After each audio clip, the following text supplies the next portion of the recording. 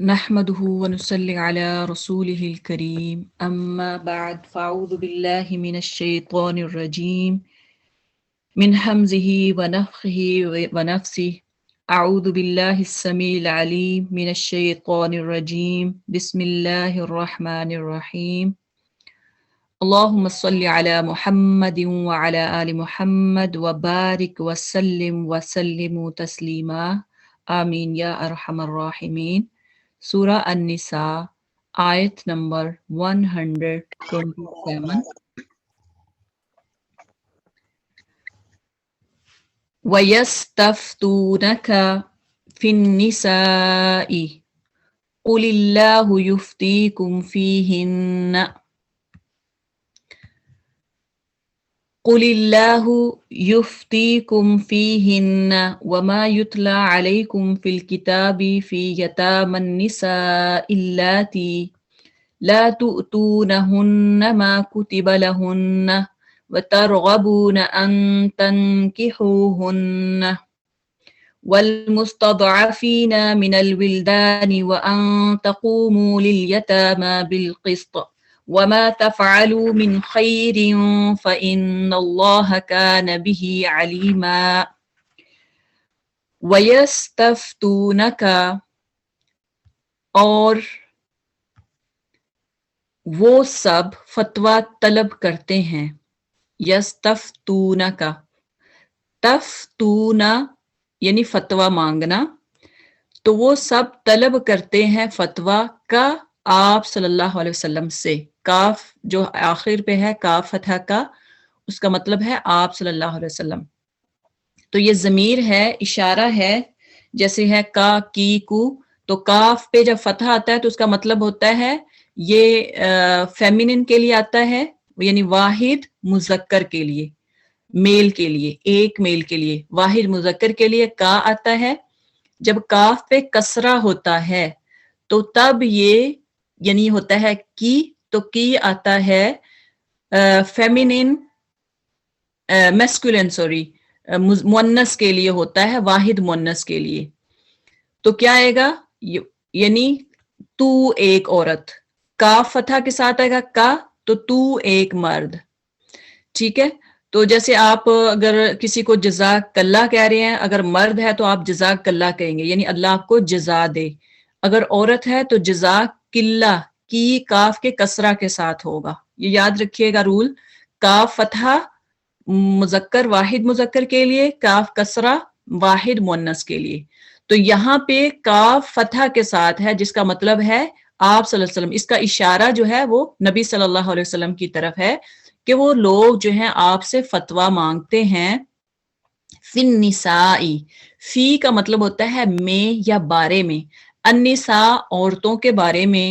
قل اللہ، کہہ دیجئے اے اللہ تعالی، یفتیکم، وہ فتویٰ دیتا ہے تم کو، تم کو۔ اب یہ کا جو پڑھا ہے آپ نے، کا کما کم، کا واحد مذکر، کما دو یعنی تثنیہ مذکر یعنی دو کے لیے آتا ہے، اور کم آتا ہے سب کے لیے، تم سب۔ یفتیکم، حکم دیتا ہے تمہیں، فی ہننا، ان عورتوں کے بارے میں، فی میں یا بارے، یہاں اس کا مطلب ہوگا بارے میں، ہننا ان عورتوں کے، وما یتلا، اور جو یتلا پڑھا جاتا ہے، تلاوت کی جاتی ہے، علیکم تم پر، یہاں پھر کم آ گیا ہے، یعنی تم سب مرد، تم پر، فی الکتابی کتاب میں، فی یتاما یتیموں کے بارے میں، النساء یعنی عورتیں، یتیم عورتوں کے بارے میں، اللاتی جو لا نہیں، تؤتونا دیتے تم، ہننا انہیں، یعنی جو نہیں تم سب دیتے انہیں، ما کتبہ جو حقوق مقرر کیے گئے ہیں، کتبہ کتاب سے ہے نا، کاف تابہ کاتبہ، کاتبہ کا مطلب ہوتا ہے لکھا، لکھنا، تو کتبہ یہ مجہول کا صیغہ ہے، لکھا گیا یا مقرر کیا گیا، لہن ان کے لیے، وترغبون اور تم سب رغبت رکھتے ہو، یعنی رغبت رکھنا، تم سب رغبت رکھتے ہو، ان یہ کہ تنکحوہن تم سب نکاح کرو ان سے، والمستضعفینا اور سب بے بس اور کمزور، اضعاف یعنی مستضعفین جو کمزور ہوتے ہیں، ضعیف سے ہے، من الولدان بچوں میں سے۔ اب ضعیف بچوں کا مطلب کیا ہے؟ کمزور، اور ضعیف کا مطلب ہوتا ہے کمزور جو بے بس ہو جاتا ہے۔ ہم کہتے ہیں نا ضعیف ہے وہ بزرگ ہے، تو لیکن یہاں پہ جو ضعیف کا مطلب ہے وہ اس کا مطلب ہے کمزور کے معنی میں۔ اب بچے بھی کمزور ہوتے ہیں، جو چھوٹے بچے ہوتے ہیں نہ سمجھ ہوتے ہیں یا یتیم بچے، من الولدانی بچوں میں سے جو کمزور اور بے بس ہیں، وَأَن اور یہ کہ تقوموا تم سب قائم رہو، للیتاما یتیموں کے بارے میں، بالقسط انصاف پر، تم سب انصاف پر، یتیموں کے بارے میں انصاف پر قائم رہو، وما تفعلوا اور جو تم سب کرو گے، من خیرن بھلائی سے، فإن اللہ بے شک اللہ تعالی کانا ہے بھی اس کو علیما جاننے والا۔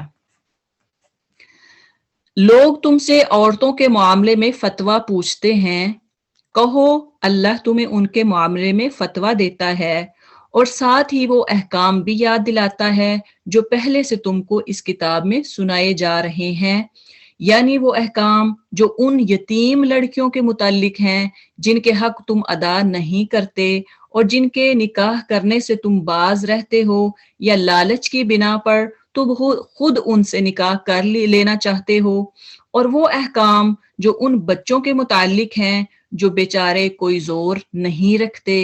اللہ تمہیں ہدایت کرتا ہے کہ یتیموں کے ساتھ انصاف پر قائم رہو، اور جو بھلائی تم کرو گے وہ اللہ کے علم سے چھپی نہ رہ جائے گی۔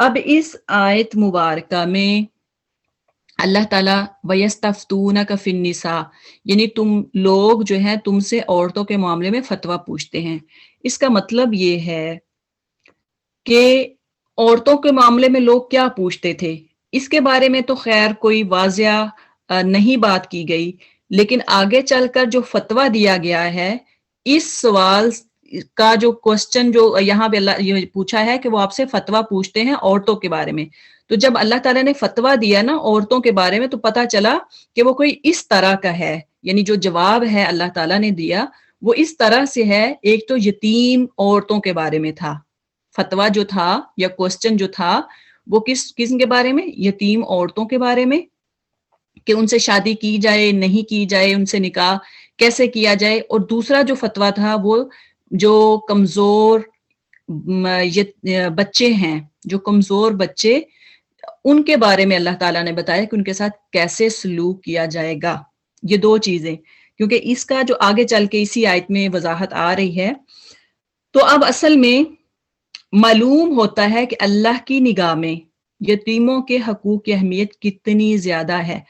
آپ نے سورہ نساء کی آیت نمبر 3 میں پڑھا کہ وہاں پہ بھی اللہ تعالیٰ نے بتایا وضاحت کے ساتھ جو یتیم ہیں، جو بچیاں یتیم ہیں اور جو بچے یتیم ہیں، ان کے بارے میں اللہ تعالیٰ نے ڈیٹیل کے ساتھ بتایا کہ ان کے ساتھ کیا سلوک کیا جائے گا، ان کے ساتھ انصاف کیا جائے گا۔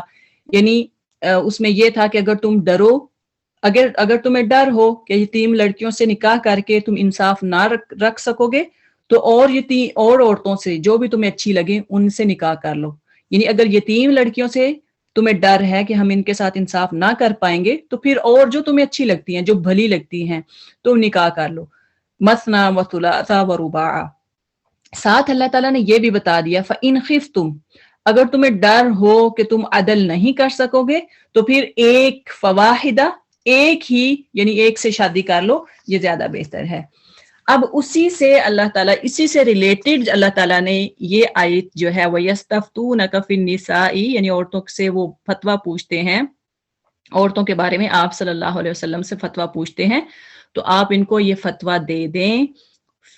قل اللہ یعنی اللہ کہتا ہے یفتیکم فیہن اللہ تمہیں حکم دریافت کرتا ہے، یعنی اللہ حکم دیتا ہے کہ آپ کہہ دیں کہ خود اللہ ان کے بارے میں حکم دے رہا ہے، اور قرآن کی وہ آیتیں جو تم پر ان یتیم لڑکیوں کے بارے میں پڑھی جاتی ہیں جنہیں ان کا مقرر حق تم نہیں دیتے، اور انہیں اپنے نکاح میں لانے کی یعنی انہیں اپنے نکاح کے میں لانے کی رغبت رکھتے ہو، تم چاہتے ہو کہ تم عورتوں سے شادی کرو جو یتیم ہیں، تو اس پر کیا ہے؟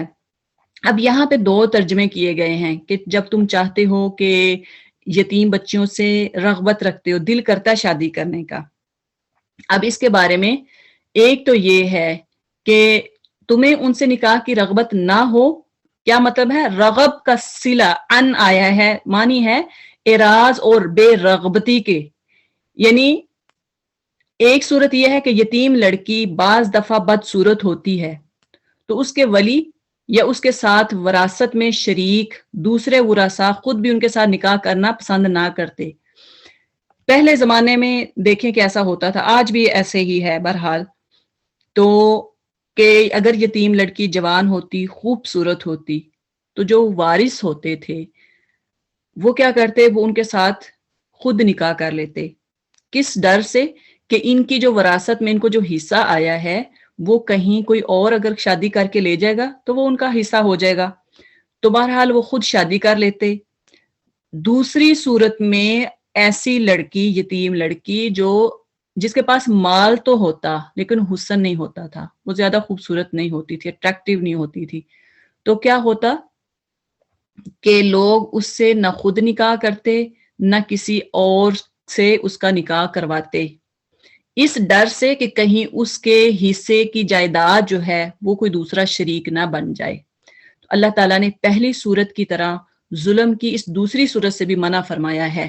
یعنی ایک تو صورت یہ ہے کہ جو پہلی ہے خوبصورت سے اگر نکاح کر لیا جائے، اس سے بھی منع ہے کہ دیکھیں کہ لڑکی کو بھی تو اس کا بھی تو حق ہونا چاہیے نا، اس کی پسند ناپسند تو ہونی چاہیے. اب اس پہ زبردستی آپ مسلط، ایک بندہ مسلط ہو جاتا ہے. اب لڑکی سے وہ اگر بڑا ہے، وہ یتیم بچی سے وہ بڑا ہے یا خوبصورت نہیں ہے، جیسے کیسے کر کے وہ زبردستی اس پہ مسلط ہو جائے گا، جبکہ نکاح کی یہ شرط ہے. آپ صلی اللہ علیہ وسلم نے فرمایا کہ عورت سے پوچھا جائے کہ جس سے نکاح کر ہونا ہے کیا وہ اس کو پسند ہے کہ نہیں، اور لڑکی سے اجازت لینا چاہیے. تو اجازت کے بغیر جب ایک بندہ اس پہ زبردستی مسلط ہو جائے گا اس وجہ سے کہ اس کی جائیداد جو ہے وہ کسی اور کو نہ ملے، تو یہ بھی تو ناجائز ہے، اس سے بھی اللہ نے منع فرمایا. دوسرا ظلم کیا ہے کہ جو یتیم لڑکی جو حسن میں زیادہ خوبصورت نہیں لیکن مالدار ہے، اس کا نکاح نہ کسی سے کرتے نہ خود کرتے، تو یہ بھی ظلم ہے. دونوں صورتوں کا جو ظلم ہے اللہ تعالیٰ نے یہاں پہ وہ فتویٰ دیا ہے کہ یہ دونوں صورتوں میں جائز نہیں ہے. ٹھیک ہے. اب دوسرا نمبر 2 جو ہے والمستضعفین من الولدان، یعنی اللہ تعالیٰ وہ احکام جو ان بچوں کے معاملے میں جو بیچارے کوئی زور نہیں رکھتے، یعنی جو کمزور بچے ہیں، ان کے بارے میں بھی اللہ تعالیٰ کیا فتویٰ دیتا ہے، اللہ تعالیٰ کیا فرماتا ہے.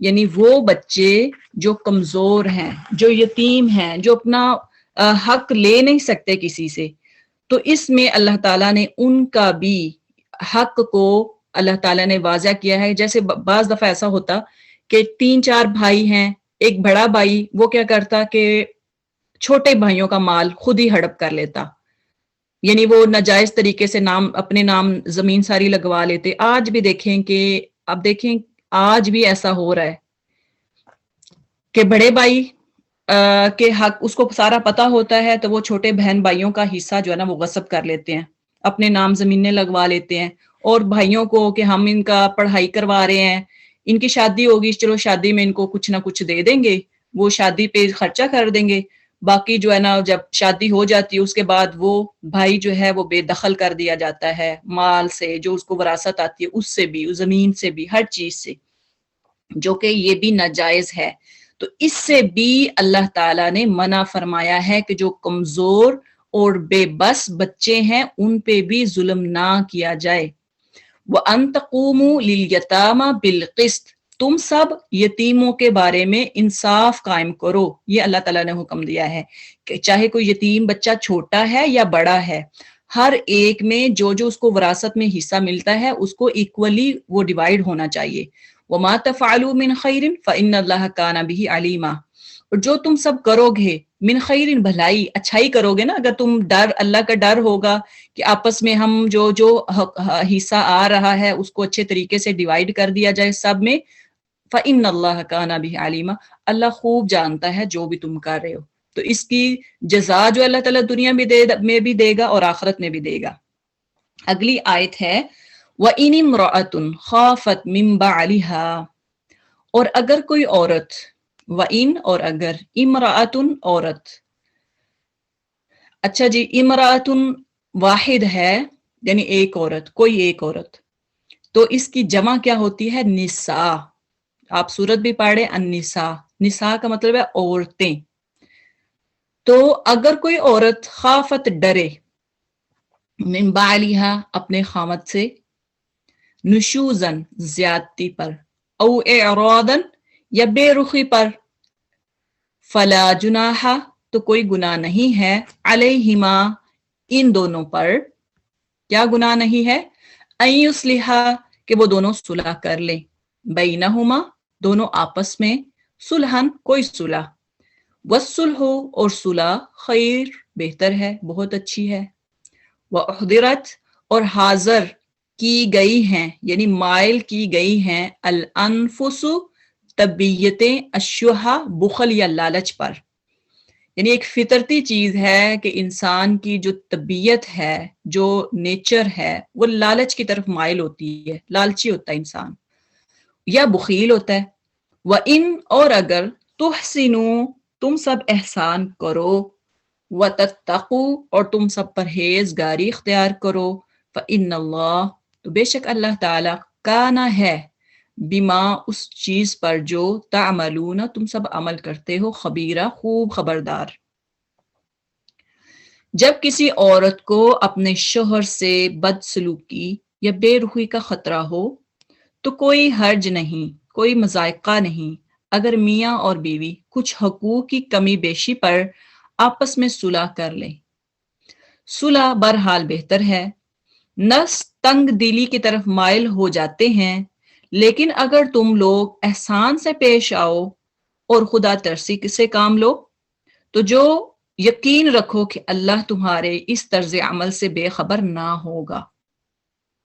اب یہ آیت جو ہے میاں بیوی کے حوالے سے ہے کہ اگر عورت، مرد نے شادی کر لی، 2 شادیاں کر لی، اب عورت کو ڈر ہے من بعلہا نشوزن او اعراضن کہ اب خامد کیا کرے گا، اسے راز کر لے گا، دوسری بیوی کی طرف مائل ہو جائے گا. فلا جناح علیہما تو ان پہ کوئی حرج نہیں ہے کہ ان یصلحا بینہما صلحا کہ وہ آپس میں صلح کر لیں کوئی کمی بیشی کر کے. اب اس آیت کو سمجھنا پہلے نہایت ہی ضروری ہے. اب یہاں پہ سورہ نساء کی ابتدائی آیات جب نازل ہوئیں تو اس آزادی پر 2 قسم کی پابندیاں عائد ہو گئیں. یہ ایک ابھی آیت نمبر 3 جو میں نے پہلے پڑھی تھی، یعنی اس میں یہ تھا کہ پہلی بات ہے کہ مرد کو شادیاں کتنی کرنی چاہیے.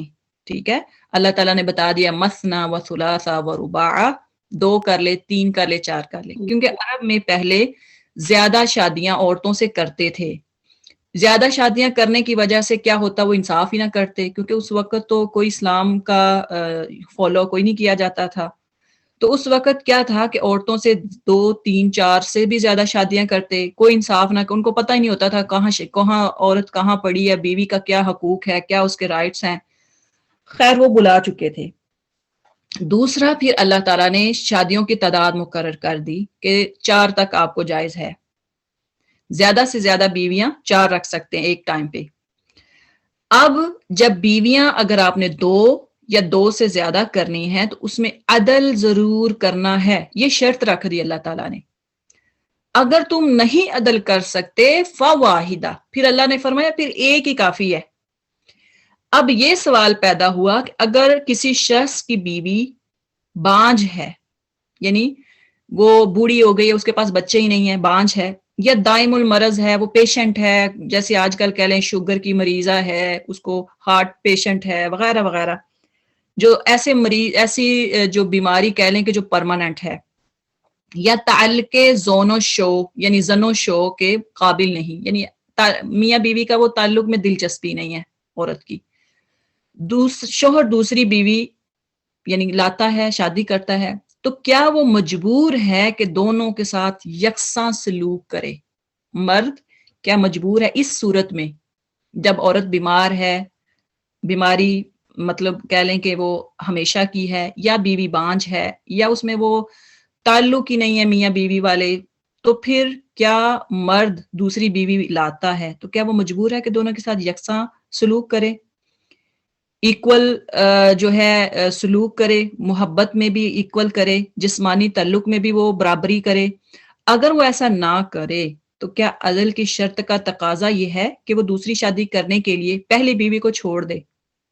ٹھیک ہے, کیا وہ یعنی اگر وہ کہتا ہے کہ میں اس کے ساتھ انصاف نہیں کر سکتا لیکن میں پہلی کو چھوڑ دیتا ہوں, یہ اگر پہلی بیوی خود جدا نہ ہونا چاہے, اگر بیوی کہے پہلی بیوی کہ میں نے جدا نہیں ہونا, کوئی بیویاں ہوتی ہیں وہ کہتی ہیں کہ مجھے تو اپنے بندے کا بس نام ہی چاہیے, بس اور کچھ نہیں چاہیے, اب بیوی جو ہے وہ جدا نہیں ہونا چاہیے, تو کیا زوجین میں یعنی میاں بیوی میں اس قسم کا معاملہ ہو سکتا ہے کہ جو بیوی غیر مرغوب ہو چکی ہو, یعنی جس کی طرف وہ رغبت ہی نہیں ہے, اٹریکٹیو ہی نہیں, اٹریکشن نہیں ہے مرد کی بیوی کی طرف, اور وہ اپنے بعض حقوق سے خود ہی دستبردار ہو دیتی ہے, وہ خود ہی ہاتھ اٹھا لیتی ہے کہ شوہر کو طلاق سے باز رہنے پر راضی کر لے, وہ شوہر سے کہے کہ مجھے طلاق نہ دو, اگر تو نے شادی کرنی ہے تو مجھے بھی رکھو اور شادی بھی کر لو, لیکن میرے ساتھ ایسا ہے کہ اگر آپ 7 دن اگر 7 دن ہیں تو 7 دنوں میں اگر آپ مجھے ایک ہی دن دے دو تو اتنا ہی میرے لیے کافی ہے, یا میرے لیے اتنا ہی کافی ہے کہ تم میرا حال چال آ کے پوچھ لو, میرے پاس تھوڑی دیر بیٹھ جو, میری ضروریات زندگی جو ہے, میرا پاکٹ منی ہے وہ مجھے دیتے جو, اتنا ہی میرے لیے کافی ہے. تو یہ بات اللہ تعالیٰ یہاں بتا رہے ہیں کہ ان یصلحا بینہما صلحا, تم پہ کوئی حرج نہیں ہے, فلا جناح علیہما, ان دونوں پہ کوئی حرج نہیں ہے کہ آپس میں دونوں صلح کر لیں. یہ بات یہاں پہ سمجھ آئیے آپ کو کہ یہاں پہ جو بتائی گئی عورت بانجھ ہے, بہت بیمار ہے, وہ اس میں مرد کے ساتھ تعلقات نبھانے کی ہمت نہیں ہے, تو اب وہ مرد شادی کرنا چاہتا ہے دوسری, اس صورت میں عورت کہتی ہے, مرد کہتا ہے میں انصاف نہیں کر پاؤں گا, تم بوڑھی ہو, تم بیمار ہو, اگر میں دوسری بیاہ کے لے کے آتا ہوں تو میں انصاف نہیں کر پاؤں گا, اور مرد کہتا ہے کہ میں پھر اللہ کی نافرمانی کروں گا, تو اس صورت میں میں تمہیں طلاق دیتا ہوں یا دے دوں گا. پھر عورت راضی ہو جائے اس بات پہ کہ تم مجھے طلاق نہ دو, مجھے اپنے پاس صرف رہنے دو, اور میرا جو باقی جو ایک ریلیشن شپ ہے اس کے علاوہ باقی جو تعلق ہے, بات چیت کرنا, پاکٹ منی دینا, یا ہفتے میں 1-2 دن میرے پاس آ جانا, اتنا ہی میرے لیے کافی ہے. اگر دونوں اس بات پہ رضامند ہو جائیں تو یہ اچھی بات ہے. والصلح خیر, اللہ تعالیٰ کہتے ہیں صلح میں ہی خیر ہے. لیکن اگلی بات ساتھ یہ بھی کر دی کہ وَأُحْضِرَتِ الْأَنفُسُ الشُّحَّ, لیکن اگر تم لوگ احسان سے پیش آؤ اور نفس تنگ دلی کی طرف جلدی مائل ہو جائے, یعنی ہمارے جو نفس ہے نا انسان کی, تنگ دلی کی طرف مائل ہو جاتے ہیں. کیا مطلب ہے اس کا؟ کہ اللہ تعالیٰ نے جو انسان کو بنایا ہے نیچرلی, فطرتی طور پہ اللہ تعالیٰ نے اس کے اندر ایک تنگی رکھی ہے. اب اس کی مثال یوں لے کہ جب ظاہری بات ہے 2 عورتیں, ایک مرد کی 2 بیویاں ہیں, اب 100 عورت کہے, وہ کہتے ہیں نا سوتن تو مٹی کی نہیں مان, یہ بات آپ نے سنی ہوگی. اب 100 بھی عورت کہے کہ میں تو جو ٹھیک ہے آپ لے آؤ, میں الگ رہوں گی, جیلسی جو ہے نا اس کے اندر پھر بھی کہیں نہ کہیں رہے گی, پھر بھی کہیں نہ کہیں وہ مقابلہ ضرور کرے گی, اپنے آپ کو اس کے ترازو میں رکھ کے سوچے گی کہ جس کے پاس وہ زیادہ چاہتا ہے, جس کے پاس وہ زیادہ رہتا ہے, تو وہ دوسری ضرور مائل ہوگی کہ نہیں یہ تو غلط کر رہا ہے.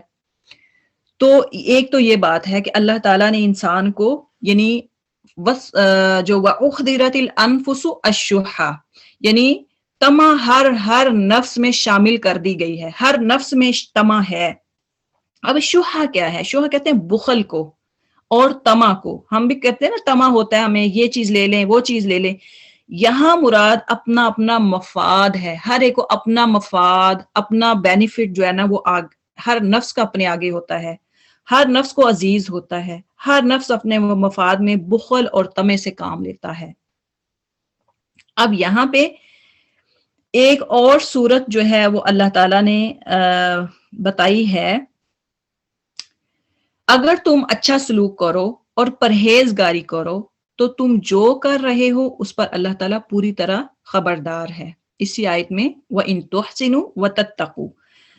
ایک دوسری صورت یہ ہے کہ ایک شخص ایک سے زیادہ بیویاں ہوں تو دلی تعلق اور محبت میں وہ سب کے ساتھ یکساں سلوک نہیں کر سکتا، وہ برابری نہیں کرے گا، کیونکہ محبت فعل کس کا ہے؟ دل کا ہے، جس پر کسی کو اختیار نہیں ہے. ایون کہ نبی صلی اللہ علیہ وسلم بھی اپنی بیویوں میں سب سے زیادہ کس سے محبت کرتے تھے؟ حضرت عائشہ رضی اللہ تعالیٰ عنہا سے. اور یہ کہا کرتے تھے کہ میرے دل کا معاملہ اللہ کے ہاتھ میں ہے، میں اس پہ کنٹرول نہیں کر سکتا.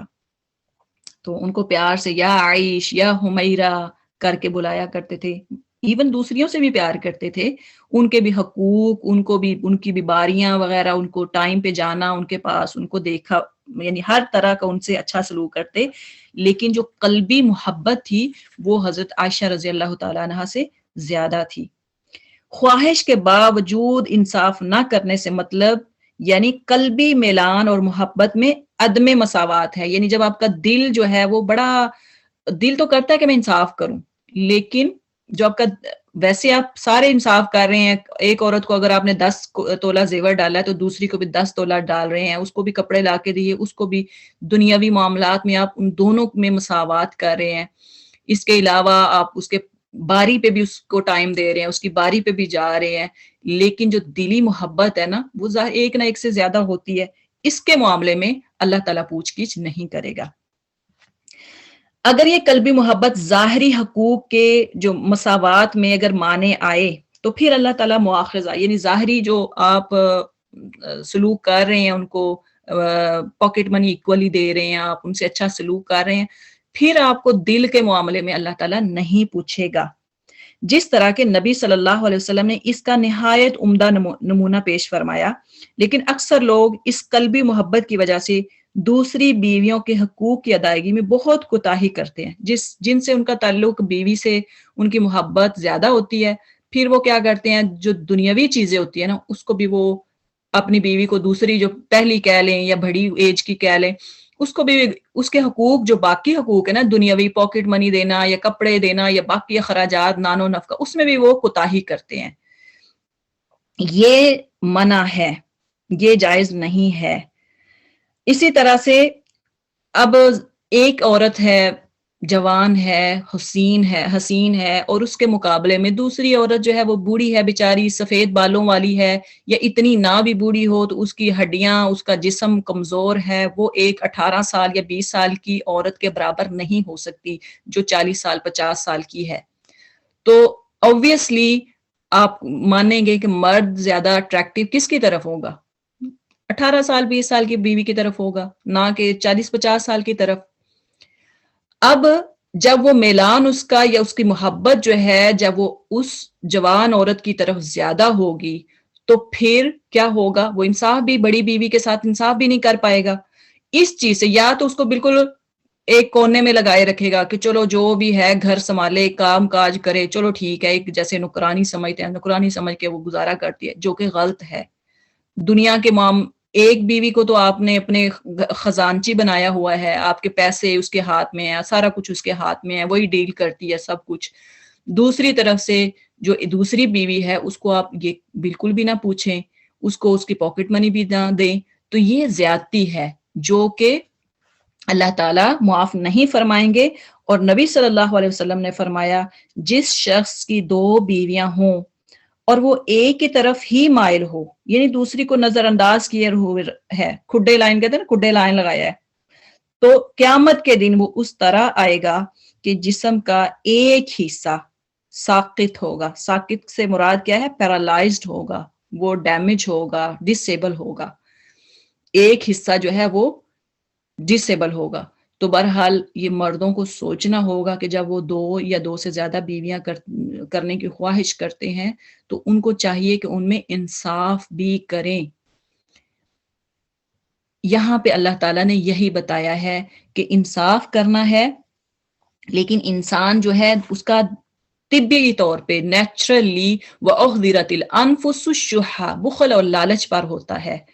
تو لہٰذا ساتھ اللہ نے بتایا وَإِن تُحْسِنُوا، اس کے باوجود بھی آپ دیکھتے ہو کہ وہ اولڈ ہے, اس کے بال سفید ہیں, وہ اٹریکٹیو نہیں ہے, اس میں کوئی اٹریکشن نہیں ہے, آپ کو وہ مائل نہیں کر سکتی ہے, اس کے باوجود بھی تم احسان کرو, وتتقو, اور تم سب اللہ سے بھی ڈرتے رہو. جس بندے میں خدا خوفی ہوگی, اللہ کا خوف ہوگا, اور یہ کرے گا کہ میں وہ جو بیچاری عورت ہے, میری اسی کی وجہ سے میری دوسری شادی ہوئی, یا وہ آگے بڑھ چڑھ کے اس نے حصہ لیا اور شادی میں حصہ ڈالا, یعنی اس نے دوسری بیوی لانے میں خوشی خوشی سے وہ میرے ساتھ گئی, یا اس کو رکھ رہی ہے اپنے ساتھ.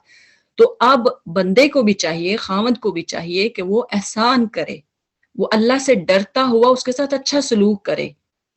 فَإِنَّ اللَّهَ كَانَ بِمَا تَعْمَلُونَ خَبِيرًا, اللہ تعالیٰ ہر عمل کو, جو بھی آپ عمل کرتے ہو, اللہ سے کچھ بھی پوشیدہ نہیں ہے, اللہ خوب جانتا ہے.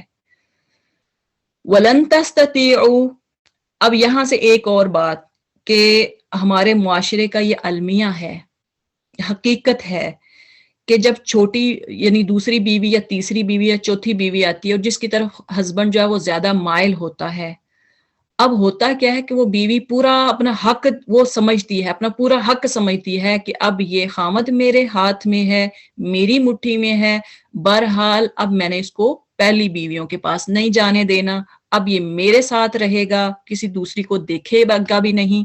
تو یہ زیادتی اور ظلم ہے. یہ بھی زیادتی ہے جو بڑی بیویاں جو کہتی میں تو احسان کر کے اپنے بندے پہ احسان کیا ہے, میں نے چھوٹی عورت کو میں نے اس کی شادی کی ہے, دوسری بیوی یعنی شادی کر کے لایا ہے, اب میں نے چھوٹی کے ساتھ یہ ٹھیک ہے ریلیشن تھوڑے بہت رکھے, لیکن ہر بات میری سنے, ہر بات میں بڑی ہوں گھر کی, میرے ہاتھ میں ہر چیز ہو, میں جو جب چاہوں میرا خامد دوسری بیوی کے پاس جائے, یہ بھی زیادتی ہے. لیکن یہاں پہ انصاف کس کو کرنا ہے, اللہ نے پوچھنا کس سے ہے؟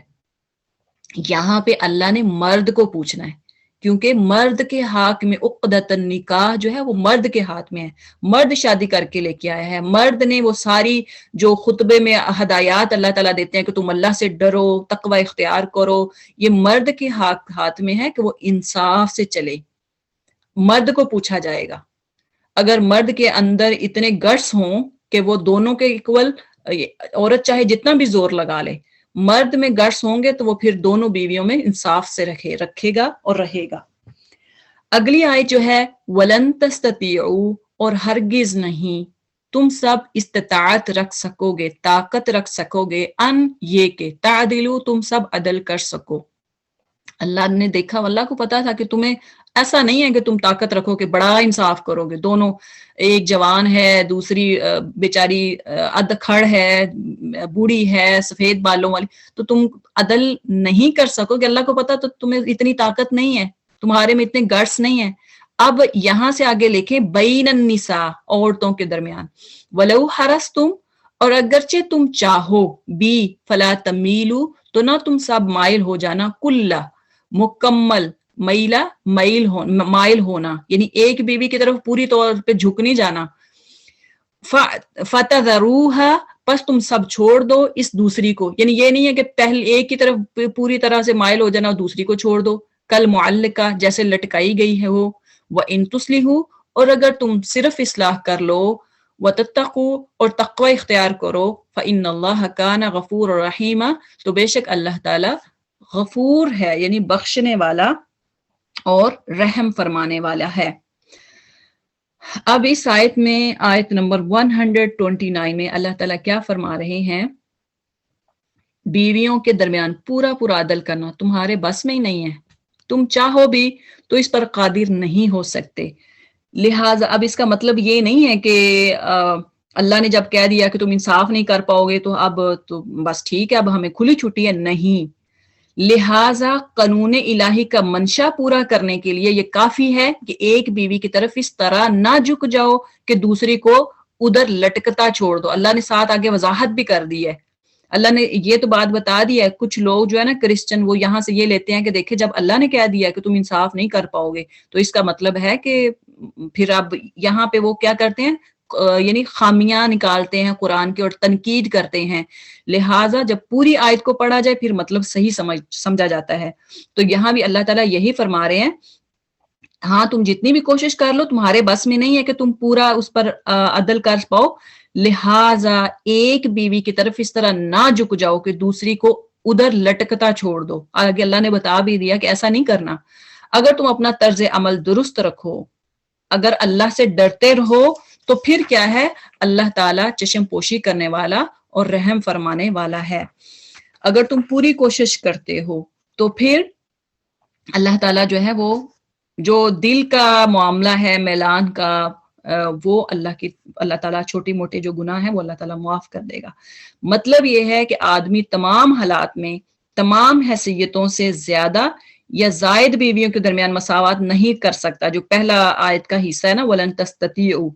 ایک خوبصورت ہے اور دوسری بدصورت ہے، ایک جوان ہے دوسری سن رسیدہ یعنی عمر زیادہ ہو گئی ہے، ایک دائم المرض ہے اور دوسری تندرست ہے، ایک بد مزاج ہے دوسری خوش مزاج ہے، اور اسی طرح کے دوسرے کہہ لیں کہ تفاوت جو ہیں وہ بھی ہو سکتے ہیں، جن کی وجہ سے ایک بیوی کی طرف انسان نیچرلی زیادہ رغبت رکھے گا اور دوسری کی طرف کم ہوگا. ایسی حالتوں میں قانون یہ مطالبہ نہیں کرتا کہ محبت اور رغبت اور جسمانی تعلق میں ضرور ہی دونوں کے درمیان مساوات رکھی جائے، بلکہ صرف یہ مطالبہ کرتا ہے کہ جب تم بے رغبتی کے باوجود تمہاری اٹریکشن ایک عورت کی طرف نہیں ہے جو بوڑھی ہے، بیمار ہے، اس کے باوجود بھی ایک عورت کو طلاق نہیں دیتے، اس کو اپنی خواہش یا خود اس کی خواہش کی بنا پر بیوی بنائے رکھتے ہو، تو اس سے کم از کم اس حد تک تعلق ضرور رکھو کہ وہ عملاً بے شوہر ہو کر نہ رہ جائے. ایسا نہیں ہے کہ وہ بے شوہر ہو جائے، کل معلقہ جیسے لٹکائی ہوئی ہے، اس کو ایک کونے میں ڈالا ہے، چلو بیٹھی رہو، کام کرتی رہو، لوگ آتے جاتے ہیں، چائے پلاؤ، کھانا پلاؤ، بس اس حد تک رہے، نہ پاکٹ منی دو، نہ اس کو کوئی حقوق دو، نہ اس سے دل کی بات کرو، یہ جائز نہیں ہے. وہ عملاً بے شوہر ہو کے نہ رہ جائے. ایسے حالات میں ایک بیوی کے بنسبت دوسری کی طرف میلان زیادہ ہونا تو فطرتی امر ہے کہ ایک بیوی خوبصورت ہے اس کی دوسری کی طرف آپ زیادہ جاتے ہو، لیکن ایسا بھی نہ ہونا چاہیے کہ دوسری یعنی معلق ہو جائے کہ گویا اس کا کوئی شوہر ہی نہیں ہے. تو بہرحال اس کے باوجود بھی اگر کوئی انصاف کرتا ہے کہ ایک بوڑھی ہے، بیمار ہے، تو اللہ تعالیٰ پھر خوب جانتا ہے، اللہ تعالیٰ کو معلوم ہے اور اللہ تعالیٰ رحم فرمانے والا ہے. وَإِن يَتَفَرَّقَا يُغْنِ اللَّهُ، اور اگر یتفرقا وہ دونوں یعنی میاں بیوی جدا ہو جائیں، یغنی تو بے نیاز کر دے گا اللہ کلن من سعتہ ہر ایک کو اپنی مہربانی سے، وکانا اور ہے اللہ تعالی واسعا وسعت والا، حکیمہ حکمت والا. یعنی اس آیت میں وَإِن يَتَفَرَّقَا، لیکن اگر زوجین ایک دوسرے سے الگ ہو جائیں تو اللہ اپنی وسعت، اللہ اپنی وسیع قدرت سے ہر ایک کو دوسرے کی محتاجی سے بے نیاز کر دے گا. یعنی اگر شادی ہو جاتی ہے اس کے باوجود آپس میں نہیں بنتی اور طلاق ہو جاتی ہے تو اللہ تعالیٰ پھر دونوں کو، نہ بیوی اس کی محتاج رہے گی نہ مرد کو، تو خیر کیا محتاجی ہوگی، اللہ تعالیٰ ایک دوسرے کی محتاجی سے اس کو بے نیاز کر دے گا. واسعہ حکیمہ. کچھ لوگ کہتے ہیں کہ طلاق ہو جائے گی، پتہ نہیں یہ عورت جو ہے اس کا کیا بنے گا. ماں باپ کیا سوچتے ہیں کہ طلاق ہو جائے گی، بیٹی ہمارے گھر میں آ جائے گی، ہمیں کھلانا پلانا پڑے گا. اس ڈر سے والدین نہ بیٹی کی طلاق ہونے دیتے ہیں. وہ خاوند کے گھر میں جلتی سڑتی رہتی ہے، خاوند کے گھر میں اس کو پوچھا نہیں جاتا، معلقہ ہو کے رہ جاتی ہے. تو اللہ تعالیٰ نے یہاں یہ بھی بتا دیا کہ اگر دونوں میں بہت کوشش کر لی اس کے باوجود بھی آپس میں صلح نہیں ہو پاتی، آپس کی انڈرسٹینڈنگ نہیں ہوتی، تو اس صورت میں، طلاق کی صورت میں، اللہ تعالیٰ کان اللہ واسعا حکیمہ، اللہ تعالیٰ اپنی وسیع قدرت سے ہر ایک کو دوسرے کی محتاجی سے دور کر دے گا. یعنی دونوں کو طلاق ہو جاتی، ہو سکتا ہے بیوی اب پہلے خامد کے ساتھ خوش نہیں ہے، دوبارہ کسی جگہ پہ شادی ہوتی ہے تو وہاں پہ اللہ تعالیٰ اس کو خوش رکھے، یہ بھی تو ہو سکتا ہے نا. ہو سکتا ہے مرد پہلی بیوی سے خوش نہیں ہے، ناراض رہتا ہے، ہر وقت غصے رہتا ہے، گھر میں داخل نہیں ہوتا، دوسری شادی کرتا ہے تو اس سے اس کی اٹریکشن زیادہ ہو جائے، ملان زیادہ ہو جائے اور وہ آپس میں اچھے ہنسی خوشی زندگی گزار لیں. تو بہرحال اللہ تعالیٰ نے اس ڈر سے، جو لوگ کہتے ہیں کہ شادی، ماں باپ زیادہ تر یہی سوچتے ہیں، تو یہاں پہ اللہ تعالیٰ نے بتایا کہ ان کو ایک دوسرے کی محتاجی سے بھی اللہ تعالیٰ بے نیاز کر دے گا.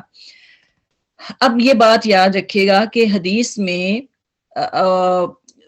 مینشن ہوا ہے، اللہ تعالیٰ نے، آپ صلی اللہ علیہ وسلم نے فرمایا ابغض الحلال الی اللہ الطلاق۔ ابو داود اور مشکات کی یہ حدیث ہے کہ طلاق حلال تو ہے لیکن یہ ایسا حلال ہے جو اللہ کو سخت ناپسند ہے۔ اس کے باوجود بھی اللہ تعالیٰ نے اس کی اجازت دی ہے، اس لیے کہ بعض دفعہ تو حالات ایسے موڑ پر پہنچ جاتے ہیں کہ اس کے بغیر چارہ نہیں رہتا، یعنی مرد ایسے مارتا پیٹتا ہے عورت کو، اس کی بے عزتی کرتا ہے، اس کو تنگ کرتا ہے، اس کے حقوق نہیں دیتا ہے وغیرہ وغیرہ۔ تو اس صورت میں پھر کیا ہے کہ ناپسند تو ہے لیکن حلال ہے، اللہ تعالیٰ نے حلال کی ہے۔ بہرحال اس روایت، یہ جو حدیث ہے نا، اس کی سند کے اعتبار سے، سند کہتی جو ایک چین ہوتی ہے، یعنی قال ابو ہریرہ قال عمر قال فلاں فلاں، یعنی جو ایک چین ہوتی ہے نا ریٹڈ کی، جو راویوں کی چین ہوتی ہے، اس کے اعتبار سے یہ روایت جو ہے ضعیف ہے۔ اس کے باوجود بھی یعنی یہ بات تو ہے کہ ابغض الحلال، شیخ البانی نے اس کو ضعیف قرار دیا ہے۔ جو فرسٹ ورڈ ہے نا ابغض الحلال، یعنی ناپسندیدہ چیز، ہے تو حلال لیکن ناپسندیدہ چیز، یہ جو ہے شیخ البانی نے کہا یہ ضعیف ہے۔ بہرحال عذر شرعی کے بغیر طلاق کے ناپسندہ ہونے میں کوئی کلام نہیں ہے، وہ کہتے ہیں کوئی ایسی بات نہیں ہے۔ بہرحال اگر طلاق ہو جاتی ہے تو اللہ تعالیٰ کھلانے پلانے والا تو اللہ تعالیٰ ہے نا۔ وَلِلَّهِ مَا فِي السَّمَاوَاتِ وَمَا فِي الْأَرْضِ وَلَقَدْ وَصَّيْنَا الَّذِينَ أُوتُوا الْكِتَابَ مِن قَبْلِكُمْ وَإِيَّاكُمْ أَنِ اتَّقُوا اللَّهَ وَإِن تَكْفُرُوا فَإِنَّ لِلَّهِ مَا فِي السَّمَاوَاتِ وَمَا فِي الْأَرْضِ وَكَانَ اللَّهُ غَنِيًّا حَمِيدًا۔ وَلِلَّهِ، اور اللہ ہی کے لیے ہے، ما فی السماوات، جو کچھ آسمانوں میں ہے اور جو کچھ زمین میں ہے، وَلَقَدْ، اور البتہ تحقیق، وَصَّيْنَا، ہم نے حکم دیا ہے، الذین، ان لوگوں کو جو اوتو، سب دیے گئے، الکتاب، کتاب، من قبلکم، تم سے پہلے، وَإِيَّاكُمْ، اور خود تمہیں بھی یہ حکم دیا گیا ہے۔ کیا حکم دیا گیا ہے؟ اللہ نے کیا وصیت کی ہے؟ ان اتقوا اللہ، کہ تم سب اللہ سے ڈرو، یہ اللہ نے وصیت کی ہے، حکم دیا ہے۔ وَإِن تَكْفُرُوا، اگر تم سب کفر کرو گے، فَإِنَّ لِلَّهِ، تو بے شک اللہ ہی کا ہے، مَا فِي السَّمَاوَاتِ، جو کچھ آسمانوں میں ہے، وَمَا فِي الْأَرْضِ، اور جو کچھ زمین میں ہے، وَكَانَ اللَّهُ، اور ہے اللہ تعالی، غَنِيًّا حَمِيدًا، بے پرواہ، حمیدہ تعریف کیا گیا۔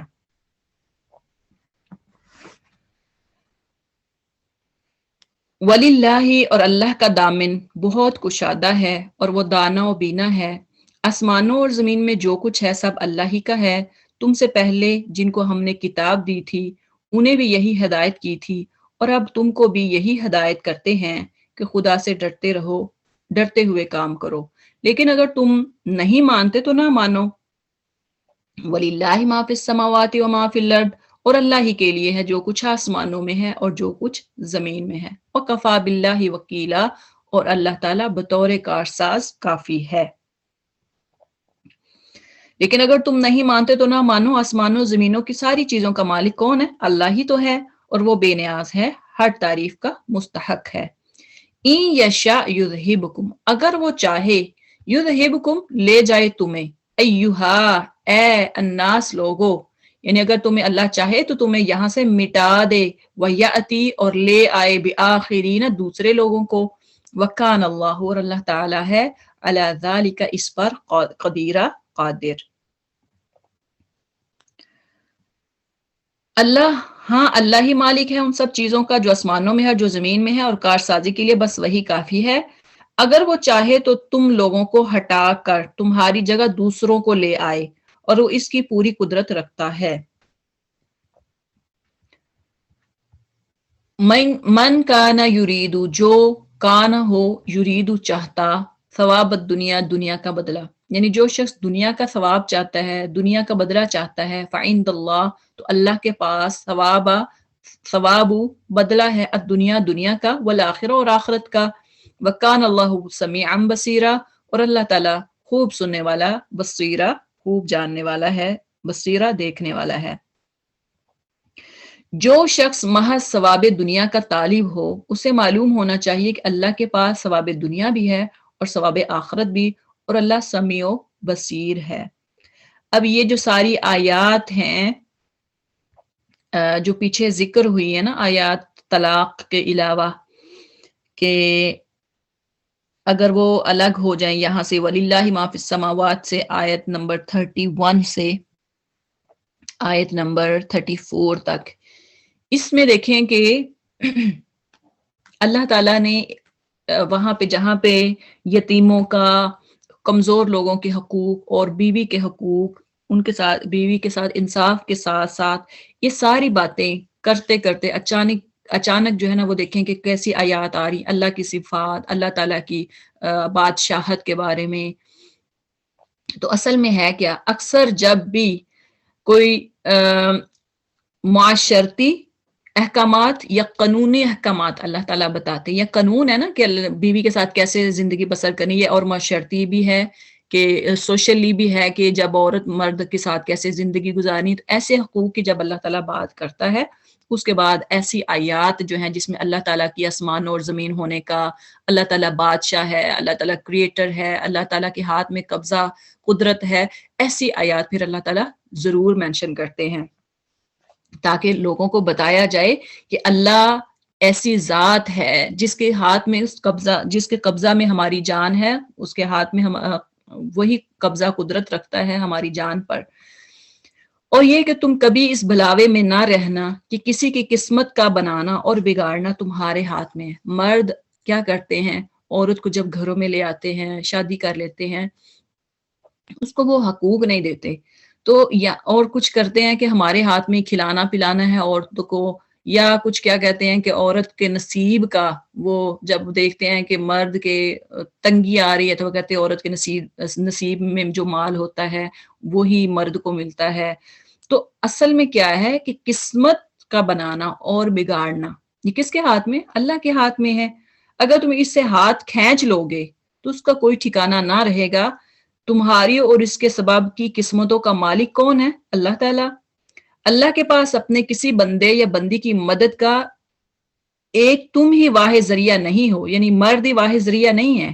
اس مالک کو زمین و آسمان کے ذرائع بے حد وسیع ہیں۔ اللہ تعالیٰ جو ہے زمین و آسمان کے وسیع خزانے ہیں، اور وہ اپنے ذرائع سے کام لینے کی حکمت بھی رکھتا ہے۔ دوسرا، ان آیات سے یہ بھی پتہ چلتا ہے کہ تمہیں اور تمہاری طرح پچھلے تمام انبیاء کی امتوں کو ہمیشہ یہی ہدایت کی جاتی رہی کہ خدا ترسی کے ساتھ کام کرو اور اللہ سے ڈرتے رہو۔ اس کی ہدایت کی پیروی میں تمہاری اپنی فلاح ہے، خدا کا کوئی فائدہ نہیں ہے، اللہ کا کوئی فائدہ نہیں ہے۔ اگر آپ سیدھے راستے پہ چلتے رہو گے، صحیح عمل کرتے رہو گے، اللہ کا کوئی فائدہ نہیں ہے۔ اگر تم اس کی خلاف ورزی کرتے رہو گے پھر بھی کوئی فائدہ نہیں ہے، اللہ کو تو کچھ نہیں پہنچے گا۔ ہاں، پچھلی تمام امتوں نے نافرمانیاں کر کے اللہ تعالیٰ کا کیا بگاڑ لیا جو تم بگاڑ سکو گے؟ اب یہاں پہ اللہ تعالیٰ کہہ رہے ہیں کہ اللہ چاہے یشا یذہبکم، اللہ چاہے تو تمہیں بھی مٹا دے، ایھا الناس، اے لوگوں، ویاتی بآخرین، اور دوسروں کو لے آئے، اور لوگوں کو لے آئے، نئے لوگوں کو لے آئے جو نیکی کی طرف لوگوں کو بلائے، خود بھی نیکی پہ چلے۔ تو اللہ تعالیٰ تو اس چیز پر قادر ہے نا، وکان اللہ علی ذلک قدیرا، اللہ قادر ہے۔ دوسری بات یہاں پہ کہ اللہ کے پاس دنیا کے فائدے بھی ہیں اور آخرت کے بھی۔ کچھ لوگ جو سمجھتے ہیں کہ صرف من کان یرید ثواب الدنیا، جو صرف دنیا کے ثواب کے لیے، یعنی یہاں یہ بھی ہے کہ کوئی جہاد کرتا ہے تو صرف اس لیے کہ مال غنیمت حاصل ہو جائے، یا پھر کوئی شادی کرتا ہے کسی سے تو یہ نہیں ہے کہ ہم اچھی زندگی بسر کریں گے، بچے پیدا ہوں گے، ہم ان کو اچھی ایجوکیشن دیں گے، ان کی اچھی جگہوں پہ شادیاں کریں گے، ہمارا ایک اچھا گھرانہ، دینی گھرانہ ہوگا۔ ایسا نہیں، کچھ لوگ شادی کرتے ہیں کہ صرف وہ عورت امیر ہے اس کی دولت سمیٹنے کے لیے شادی کرتے ہیں، تو اللہ تعالیٰ کیا کہتے ہیں، فَعِندَ اللَّهِ ثَوَابُ الدُّنْيَا وَالْآخِرَةِ، تم کیوں نہیں اس نیت سے شادی کرتے یا اس نیت سے کام کرتے، اس نیت سے جہاد کرتے کہ اللہ کے پاس دنیا کا بھی ثواب ہے اور آخرت کا بھی۔ اور اللہ تعالیٰ تو سمیع بصیر ہے۔ سبحانک اللہم وبحمدک، نشہد ان لا الہ الا انت، نستغفرک ونتوب الیک، وصلی اللہ علی خیر خلقہ محمد وآلہ واصحابہ اجمعین، آمین آمین یا ارحم الراحمین۔